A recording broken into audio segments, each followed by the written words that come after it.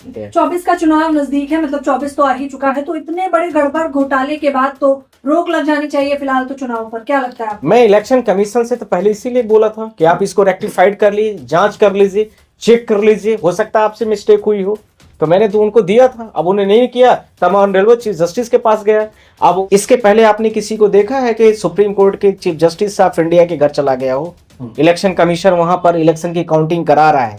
519 जो विधानसभाओं का चुनाव हुआ है उनके सब के सब रिपोर्ट कार्ड मंगाए जाए और तत्काल स्टे लगाया जाए। और इसके दोस्तों नमस्कार, मैं नरेंद्र मिश्रा आप लोगों के सामने आज इलेक्शन कमीशन ऑफ इंडिया का जो पोर्टल का डेटा था उसको लेकर के मैं इलेक्शन कमीशन ऑफ इंडिया को भी दिया हूं और उसके साथ में मैंने उसको सुप्रीम कोर्ट में भी उस डेटा को मैंने प्रोड्यूस कर दिया। इलेक्शन कमीशन ऑफ इंडिया को जो मैंने डेटा दिया था वो 16 जनवरी का है। आप लोगों के माध्यम से मैं इसको दिखाना भी चाह रहा हूं, आप लोग देख भी सकते हैं। और इसमें जो 3-4 प्रमुख मुद्दे थे उन मुद्दे क्या रहे उसको लेकर के ये डेटा है, जिसके बारे में मैं आप लोगों के माध्यम से यह बोलना भी चाहता हूं। इसमें पहला प्रश्न था कि ये जो margin of the leads of the differences है, margin of the leads of differences. दूसरा है margin of the total votes. तीसरा है मार्जिन ऑफ द परसेंटेज। चौथा है मार्जिन ऑफ द जो भी परसेंटेज का वोट्स है। इसका मतलब है कि जो लीड्स यानी टोटल जो चुनाव कोई व्यक्ति जीता है वो जितनी टोटल वोट्स पाता है, लीड्स यानी बीजेपी, जैसे मध्य प्रदेश में 230 विधानसभा का चुनाव हुआ उसमें से बीजेपी को 163 सीट मिलती है और कांग्रेस को 66 सीट मिलती है। तो इसमें 163 सीट्स में जो टोटल होता है लीड्स माइनस 63 विधानसभा 66 जो मध्य प्रदेश में कांग्रेस जीतती है, पूरी टोटल लीड्स का टोटल का मार्जिन जो होता है माइनस जो होता है वो इक्वल टू नहीं आ रहा है टोटल वोट्स बीजेपी के 230 विधानसभा सीटों में जितना कैंडिडेट ने पाया माइनस टोटल जो मध्य प्रदेश में कांग्रेस ने टोटल सीट में जो 230 सीटों का चुनाव हुआ उसमें जो टोटलिटीज होती है उसके आधार पर ये नहीं परफेक्ट वो डेटा नहीं मिल रहा था, जिसकी वजह से हम इलेक्शन कमीशन ऑफ इंडिया के पास गए। इसी प्रकार से छत्तीसगढ़ में 90 सीटों का चुनाव हुआ। उस 90 सीटों में से जो छत्तीसगढ़ का चुनाव था इसमें 54 सीटें बीजेपी जीतती है और इसके साथ में 35 सीटें कांग्रेस जीतती है। इस 54 सीटों में से जो 54 सीटें बीजेपी जीतती है इनका total leads minus 35 seat Congress की जो टोटल है उसके बराबर नहीं है। तो ये बीजेपी में कितना टोटल इन्होंने लीड्स कितना पाई 54 सीटों में 12,32,000 का डेटा। और इसके साथ में जो 35 सीटें कांग्रेस जीतती है उसका 5,58,000 का डेटा है। इन दोनों के बीच का जो डिफरेंसेस है वो 6,46 मतलब 46,000 है, यानी 6.5 लाख के आसपास का ये डिफरेंस है। और ये डिफरेंस ध्यान रखने की जरूरत है कि ये डिफरेंस जो है हमारा वो किसके बराबर होना चाहिए, टोटल बीजेपी के जो 90 सीटों में कैंडिडेट लड़े हैं माइनस टोटल कांग्रेस के 90 सीटों में लोग लड़े हैं, तो उसके बराबर होना चाहिए। तो वो लड़ने वाले लोगों में से जो इनका है जो वो कितने हैं ये भी मैं आपको बता देना चाहता हूं। तो बीजेपी ने जो वहां पर टोटल सीट पाई है तो उसमें से 72,70,000 यानी 72,70,000 वोट पाती है बीजेपी। इसी प्रकार से कांग्रेस है, कांग्रेस 72,34,000 पाती है। टोटल दोनों के बीच का जो डिफरेंसेस है वो डिफरेंसेस कितने का आ रहा है, वो आ रहा है 35,000 का। ये इक्वल नहीं है 6 लाख के जो लीडिंग थी उसके इक्वल नहीं है।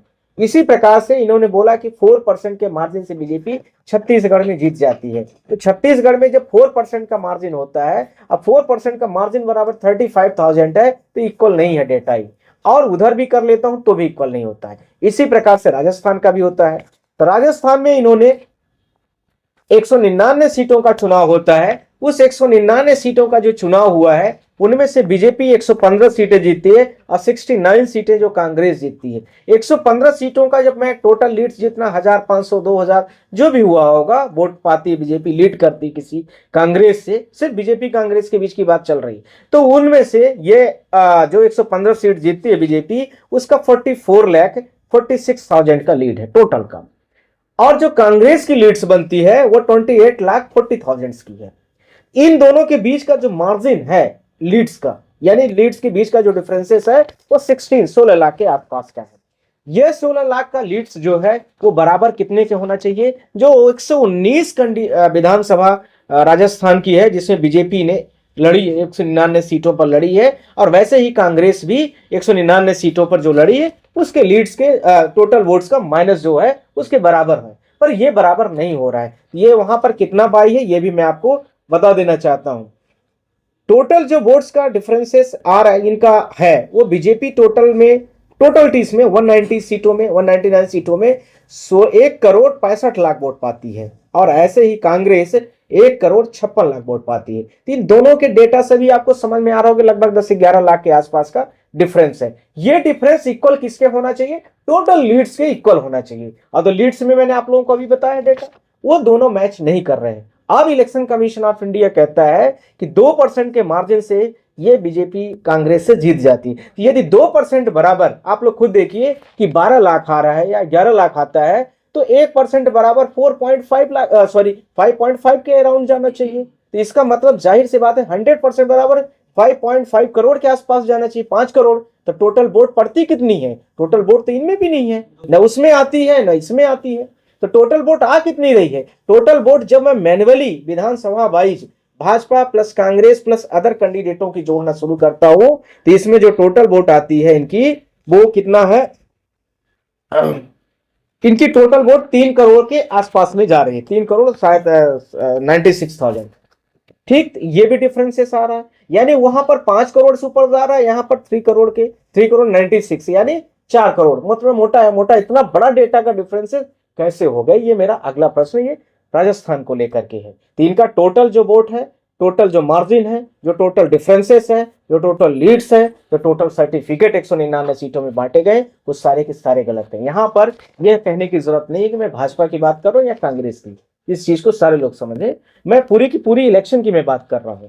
ये हो गया इस तरह से राजस्थान की। सिमिलरली मैंने मध्य प्रदेश की डेटा के बारे में आप लोगों से बात नहीं किया था। तो मध्य प्रदेश में 230 विधानसभा में मैंने आपसे बोला था, उन्होंने 163 विधानसभा में बीजेपी जीती। 163 विधानसभा जो टोटल लीड्स बनती है बीजेपी की, वो टोटल मिल रही है 43 लाख के आसपास में।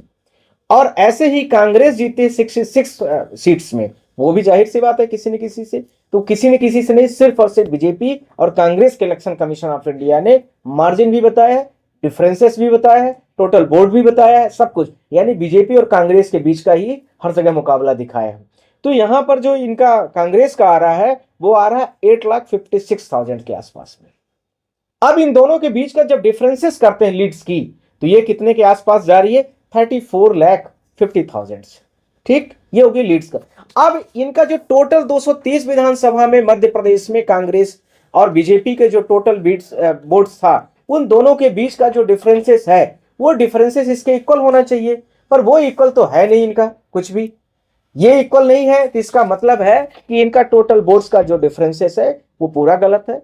जो इन्होंने 8% के हिसाब से बोला कि मध्य प्रदेश में 8% की वोट से बीजेपी लीड्स करती है, तो 8% की जो लीड है वो इनकी बहुत ज्यादा फ्लैक्चुएट कर रही है। इस आधार पर मैंने सुप्रीम कोर्ट में भी और chief election commission of India पर भी मैंने एप्लीकेशन दिया कि ये पूरा डेटा पूरा का पूरा फ्लैक्चुएट है, और ये फ्लैक्चुएशन डेटा को आप करेक्ट करिए, ठीक करिए। 16 तारीख को मैंने दिया है, 2 दिन हो गया, उन्होंने कुछ नहीं किया। तो इस एप्लीकेशंस की जो रिसीविंग कॉपी थी, मैंने इंटरनल तरीके से, अपने व्यक्तिगत तरीके से, थ्रू जनरल रजिस्ट्रार जो सुप्रीम कोर्ट के honourable chief justice of India के हैं, मैंने उनको कल दिया है कि आप इसको भी, आप भी वेरीफाइड कर लीजिए। उन्होंने इसको फॉरवर्ड कर दिया है। अब आप लोग सोच सकते हैं कि एप्लीकेशन नंबर वगैरह हमें वो कल मिल जाएगा, जो भी होगा सो एंड सो, आप लोग उसको फिर हम उसको पब्लिश भी कर देंगे। अब सुप्रीम कोर्ट ऑफ इंडिया इसमें क्या एक्शंस लेती है वो भी आप लोगों को सुनने का है। पर यह है कि मैंने जो प्रेयर 5 की है वो ध्यान रखने की जरूरत है। तीनों इलेक्शंस राज्यों में जो किए गए हैं वह डेटा प्रॉपर नहीं है। आपका टोटल डेटा का मार्जिन, वोट का डिफरेंसेस, परसेंटेज, टोटल जो वोट आपने टोटलिटीज वोट दिखाया है वो सारे के सारे गलत हैं इस डेटा के आधार पर। और उन्हीं का डेटा है, ध्यान रखना है, और उन्हीं के डेटा को उन्हीं से मैंने पूछा भी है। मैंने अपना डेटा कुछ भी नहीं है, सिर्फ और सिर्फ मैंने क्लासिफाइड कर दिया है अलग अलग तरीके लीड्स का बना। जैसे मध्य प्रदेश का हो गया, इसको मैंने बड़े चार्ट में बना दिया। ऐसे ही आप देखेंगे यहां पर मैंने छत्तीसगढ़ का भी है इसके पीछे, यहां पर ऐसे ही इसी के जस्ट पीछे पर आप लोग देखेंगे राजस्थान का लगा हुआ है। सारी स्टेटों को मैंने प्रॉपर तरीके से honourable chief justice of India को भी एक कॉपी इस प्रकार से दे दिया है और उनको मैंने समझाने की भी कोशिश किया है कि ये डिफरेंसेस नहीं है सही। ठीक, अब इसके साथ में तीनों राज्यों के चुनाव से संबंधित जो हमने याचिका पिटिशंस भी फाइल की थी, लेटर पिटिशन 3 दिसंबर को जब चुनाव हो रहा था तभी मैंने honourable chief justice of India के घर जाके दिया था। आप सब लोगों के माध्यम से पूरे देश को पता है। फिर जब सुमोटो की बात आई तो ये हुआ कि सुमोटो उसमें लिया जा सकता है, जो ऑनरेबल चीफ जस्टिस के हमारे स्टाफ से उन्होंने बोला। फिर उसके बाद बोला गया कि आप रिट पर आ जाए, हम रिट पर आए। रिट से हमारे मैटर में उसमें सुनवाई चल रही है, जिसमें से ईवीएम प्रिजर्व करने, वीवीपैट को प्रिजर्व करने और इसके साथ में जो उसमें बाइनरी कोड 0 और 1 बाइनरी कोड डाली जाती है उसको लेकर के, और इसके साथ ही साथ में जो अन्य चीजें भी ईवीएम से संबंधित लैब्स में कौन सी कोडिंग डाली गई है उसका भी चिप, उसके साथ में चिप भी है, उसके परीक्षण करने की भी नेक्स्ट पिटीशन हमारी पेंडिंग पड़ी है कोर्ट में। यह भी, और वो जैसे ही हमारे उसमें मैटर में डायरेक्शन हुआ था इमीडिएट हमने वो भी फाइल किया था। तो ये सारी चीजें हैं। इसके आधार पर जितने के सारे चुनाव में गड़बड़ियां हुई हैं पूरा ऑर्डर फॉर रिकॉल करने के लिए मैंने इलेक्शन कमीशन से रिक्वेस्ट किया है। साथ में 500 कुछ सीटें हैं, सब मिला करके टोटल मिला करके 519 सीटों का चुनाव हुआ है तीनों राज्यों का मिला करके। इनके जितने भी तीनों राज्यों में भाजपा हो या कांग्रेस, ये ध्यान रखने की जरूरत है, ये हमारा स्पेसिफिक मुद्दा किसी पार्टी को लेकर के नहीं है। हमारा सिर्फ और सिर्फ मतलब है कि आगे आने वाली पीढ़ियां या जो भारत देश में जो जनरेशन है फ्री और फेयर इलेक्शंस की अनुभूति करे। वो जिसको वोट दे वो लगनी चाहिए कि वोट उसको मिला है, उसका कॉन्फिडेंट होना चाहिए। जो पर्ची मिलती है वो पर्ची के लिए भी हम अगला रिक्वेस्ट करने वाले हैं ऑनरेबल जस्टिस से, क्योंकि कोई पर्ची लेकर के व्यक्ति कहीं वोट जाकर के डाल सके, कहीं दिखा सके कि हमने वोट दिया है, पर्टिकुलर व्यक्ति को दिया है। इलेक्ट्रॉनिक चीजों में डेटा बहुत कुछ गड़बड़ी हो सकती है, ये हर कोई मानता है। तो ये अगला हमारा यह भी कदम होगा। पर अभी सिर्फ और सिर्फ 519 जो विधानसभाओं का चुनाव हुआ है उनके सब के सब रिपोर्ट कार्ड मंगाए जाए और तत्काल स्टे लगाया जाए, और इसके साथ में तत्काल इन सारी चीजों को जो भी विधानसभा इलेक्शन कमीशन अपने डेटा से चेक कर ले, क्रॉस वेरीफाइड करके उनको कैंसिल करे। जी सर, मेरा सवाल है कि ये वोटों का आप घोटाला मतलब मानते हैं इसको कि वोटों का घोटाला हुआ, और अगर ये इस लेवल पे हुआ है तो इलेक्शन कमीशन ऐसे बड़े घोटाले किस तरीके से, मतलब वोटों में हेर फेर इधर उधर एडजस्टमेंट जो हुआ है कैसे हुई है ये, और इलेक्शन कमीशन को पता। अब आप जो घोटाला वर्ड का यूज कर रहे हैं तो आप खुद ही बता दिए हैं, मैं तो अभी नहीं कहूंगा। इलेक्शन कमीशन ऑफ इंडिया का जो शब्द जिस तरह से उन्होंने यूज किया है, जिस तरह से उन्होंने डेटा दिया है, मैं उनको दे भी दिया हूं, मैंने उनको चैलेंज भी नहीं किया। मैंने बोला आप इसको वेरीफाइड कर लीजिए, आप ही का डेटा है, जैसे आपसे भी गलती हो सकती है, आपसे भी हो सकती है। मैं उनको दे दिया हूं, मैंने समझाने की भी कोशिश किया है, आप खुद देख लीजिए। मैंने प्रॉपर 8-10 पन्ने का पिटीशन है वो, तो मैंने प्रॉपर समझाया है, क्योंकि मैं मैथमेटिक्स ऑनर्स हूं तो मुझे इन चीज़ों का थोड़ा सा प्रॉपर तरीके कैटेगराइज करके मैंने समझाया। आपका गड़बड़ी है तो आप उसको बोलिए कि ये गड़बड़ हो गया है मुझसे, हम ऐसा ऐसा गड़बड़ियां हैं, हमारे देश का संवैधानिक विषय है, हमें कॉन्फिडेंस में लीजिए। आपको ले, मीडिया को ले, जनता को ले, 140 करोड़ की जनता को माफी मांगे कि हमसे गड़बड़ियां हुई हैं, तो ये सब उनका विषय है। क्योंकि इतने बड़े लेवल का चुनाव आप करा रहे हो, वर्ल्ड की सबसे बड़ी डेमोक्रेटिक कंट्री का चुनाव करा रहे हो, यदि इस तरह से आप करोगे इस देश में, फिर तो आप किसी को भी सत्ता दे सकते हो और 1 महीने बाद माफी मांग सकते हो, फिर ये कह सकते हो कि क्लर्कियल एरर हो गई। इतनी बड़ी ब्लंडर मिस्टेक हो सकती है, आपको लगता है? आप सही है या फिर पॉलिटिकल पार्टियां इसका पूरा अनजान है, उन्हें कुछ पता ही नहीं है। जितनी विपक्ष की पार्टियां, नेशनल पार्टियां हैं, उनके बड़े बड़े एडवोकेट हैं, उनको फिर पता ही नहीं है इसके बारे में। तो नेशनल पार्टी का एडवोकेट्स का मतलब क्या समझना चाहते हैं आप? नेशनल पार्टी का एडवोकेट का मतलब जो डेटा दिया है आपने, पूरा ग्राफ तैयार करके जो दिखाया है, क्या दूसरी पार्टियां जो हैं, जो नेशनल लेवल की पार्टियां हैं, उनके जो पार्टी के जो एडवोकेट होते हैं या पार्टी होती है, उनको इसके बारे में जरा भी पता नहीं है? मुझे लगता है कि जो अभी रूलिंग पार्टी, जो अपोजिट पार्टी जो आप कहना चाहते हैं, हो सकता है कोई इतने डीपली मुद्दे से न गए हो। इसके पहले आपने किसी को देखा है कि सुप्रीम कोर्ट के चीफ जस्टिस ऑफ इंडिया के घर चला गया हो? इलेक्शन कमीशन वहां पर इलेक्शन की काउंटिंग करा रहा है, 3 दिसंबर को, दिसंबर के दिन पर काउंटिंग हो रही है, और सीधा सुप्रीम कोर्ट के मतलब चीफ जस्टिस ऑफ इंडिया से क्यों मिलने गए थे? क्योंकि ये इलेक्शन कमीशन के पावर से बाहर थी चीज। अब अलग चीजें हैं कि सुनवाई में क्या होता है, क्या चीजें आती हैं, पर ये है, इसके बाद तो हमारे देश की डेमोक्रेसी पूरी तरह से प्रश्न चिन्ह लग रहा है। बिल्कुल लग रहा है। इसीलिए तो मैंने बोला है, आप लोगों के माध्यम से भी बोल रहा हूँ, इलेक्शन कमीशन को भी मैंने दे दिया, चीफ जस्टिस ऑफ इंडिया को भी दे दिया, जो मॉनिटरिंग करते हैं पूरे इंडिया का कॉन्स्टिट्यूशनल, सबको मैंने दे दिया है। और आपके सामने तब तक मैंने नहीं बोला जब तक ऑनरेबल चीफ जस्टिस को मैंने लेटर को पकड़ा नहीं दिया, मतलब थ्रू रजिस्ट्रार और जनरल रजिस्ट्रार है, तब तक मैं इन शब्दों को न मीडिया को बात किया न किसी से मैंने बात किया। आज ये मुझे ब्रीफिंग मिल गई है कि मैंने इसको फॉरवर्ड कर दिया आगे डेटा वेरीफाइड करने के लिए, तब मैंने आप लोगों के माध्यम से इस चीज को डेटा का उजागर किया है। मतलब ये सीधे तौर पर कह सकते हैं कि चुनाव आयोग से चूक हुई है या गड़बड़ घोटाला किया गया? ये दोनों शब्दों का ये clarification honourable chief justice of India देंगे। हमारा प्रश्न उठाना मुद्दा है, आप लोगों को दिखाना मुद्दा है, आप लोग उसमें क्रॉस वेरीफाइड करेंगे, 10 क्वेश्चन उठाएंगे, ये हम सबके डेमोक्रेसी के खतरे का सवाल है। एक सवाल है कि सर कि चुनाव का रिजल्ट भी आ गया, निर्वाचन भी हो गया, मतलब मुख्यमंत्री भी बन गए अलग अलग राज्यों में, तो अब आपके प्रश्न चिन्ह उठाने के बाद क्या एक्शन आप चाहते हैं, मतलब उम्मीद करते हैं कि क्या एक्शन हो सकता है? क्या सरकारें बर्खास्त होगी? क्या उन जिनको लेटर पकड़ाए गए हैं जो जहां से जीते हैं उनका कुछ हो सकेगा?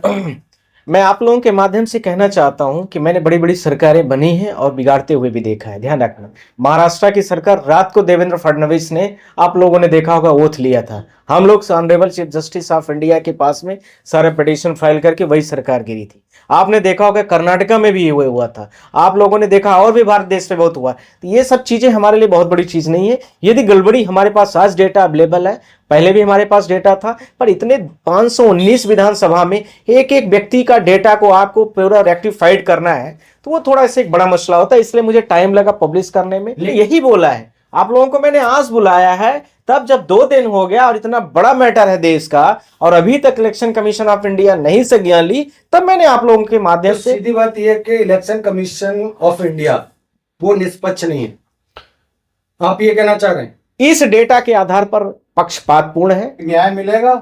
देखिए, आ रहे हैं, कम अंतर से डिफरेंसेस आया है, न्याय मिलेगा? मैं आप लोगों के माध्यम, उम्मीद लगती है? नहीं, देखिए, न्याय कोर्ट में आदमी क्यों आता है? न्याय को लेकर के ही आता है, उम्मीद भी करता है। ये थोड़ी कोई सोचता है कि न्याय नहीं मिलेगा, ये हम लोग सारे लोग उम्मीद को लेकर के ही आए हैं। और ऑनरेबल जो चीफ जस्टिस ऑफ इंडिया है, वो इतने, मुझे लगता है, को प्रॉपर तरीके से परस्यू करेंगे। और आप लोगों की वीडियोस इतनी ज्यादा होती हैं कि उसको भी वो देखते हैं और सारी चीजों को संज्ञान भी लेते हैं। 24 का चुनाव नजदीक है, मतलब 24 तो आ ही चुका है, तो इतने बड़े गड़बड़ घोटाले के बाद तो रोक लग जानी चाहिए फिलहाल तो चुनाव पर, क्या लगता है आपको? मैं इलेक्शन कमीशन से तो पहले इसीलिए बोला था कि आप इसको रेक्टिफाइड कर लीजिए, जांच कर लीजिए, चेक कर लीजिए, हो सकता है आपसे मिस्टेक हुई हो, तो मैंने तो उनको दिया था। अब उन्हें नहीं किया, तब ऑनरेबल चीफ जस्टिस के पास गया। अब वहां पर ये आज का जो डेटा था, मैंने आप जो आज का हुआ है वो मैंने आपको पूरी घटनाओं के बारे में बता दिया हूं। अब आप लोग भी पूरे देश में बताएंगे इन चीजों को, पूरी मीडिया के माध्यम पूरे देश में फैलेगी ये बात, तब इलेक्शन कमीशन हो सकता है कि वह भी सो रहा हो। और इलेक्शन कमीशन को तो सारी चीजें को नॉलेज है इसका। सर, फिलहाल की स्थिति को देखते हुए क्या लगता है कि 2024 के चुनाव होने चाहिए इतना, क्योंकि ये छोटी मोटी संख्या नहीं बता रहे हैं आप, बहुत भारी संख्या। मैं नहीं बता रहा हूँ, इलेक्शन कमीशन ऑफ इंडिया का पोर्टल का डेटा खोलिए, टोटल आप मार्जिन कर दिए, टोटल चीज आप जोड़ दीजिए एक सेक्शन में रखे। चीज बैलेट पेपर से चुनाव होता, ईवीएम का जो मुद्दा उठ रहा है आज, उसको लेकर तो फिर नहीं होता। कैसे लिंक है, आप वही बता। ये जो गड़बड़ियां, जैसे आपके पास, सबके पास में पर्चियां होती, पर्चियां काउंट कर लेते हर आदमी। अब ईवीएम कहां रखी है? हमने ईवीएम को जब केस फाइल हुआ था, अब ईवीएम बेंगलुरु पहुंच गई खराबी होने के नाम पर, वीवीपैट पहुंच गया है कहीं और खराबी होने के नाम पर, तो अब तो आपको देखने को कुछ मिलेगा ही नहीं। तो आप क्या कर, पर्ची होती तो डिब्बे में पैक रहती थी, पर्ची डिब्बे में पैक रहती थी, हम चाहते 10 बार काउंट करा लेते। तो बूथ लूट भी तो होती थी ना। बूथ लूट और वीवीपैट भी तो रखा है आपके पास में, दोनों से मैं कह रहा हूं ना। जैसे बाजू में आपने वोट डाला और ये ईवीएम की मशीन है, आपने वोट डाला, वीवीपैट में दिख गया, टोटल मान लीजिए 500 इस पोलिंग में वोट पड़ी है, तो वो तो आपको दिख गया, टोटली वोट इतनी पड़ी, इतना इस पार्टी को मिले, इतना इस पार्टी को मिल गया। और बाजू में जैसे मान लीजिए मैं वोट डाल के गया, अपनी पर्ची निकली और बाजू में एक डिब्बा रखा है, मैं अपनी डाल दिया, वहां पर वेरीफाइड हो गया वहीं पर। 1 मिनट का काम है वो, ज्यादा से ज्यादा 1 घंटे लगते हैं। पंचायत के चुनाव कैसे होते हैं? ऐसे हो रहे हैं सिंपल तरीके से। आप 1 घंटे में 500 वोट को गिनने में कितना टाइम लगेगा? 500 की गड्डी आपको मैं दे दूं, कितना टाइम लगेगा गिनने में? ना के बराबर। पर्ची छोटी छोटी होती है, आप देख रहे होंगे, बड़ी मिनिमम साइज की होती है, उनको गिनने में कितना टाइम लगता है? ये तो इलेक्शन कमीशन के कंसंट्रेट का मुद्दा है, यह तो देश के कॉन्स्टिट्यूशन का मुद्दा है। खबरों में बने रहने के लिए फोरम 4 को सब्सक्राइब करें और नोटिफिकेशन पाने के लिए बेल आइकन दबाएं।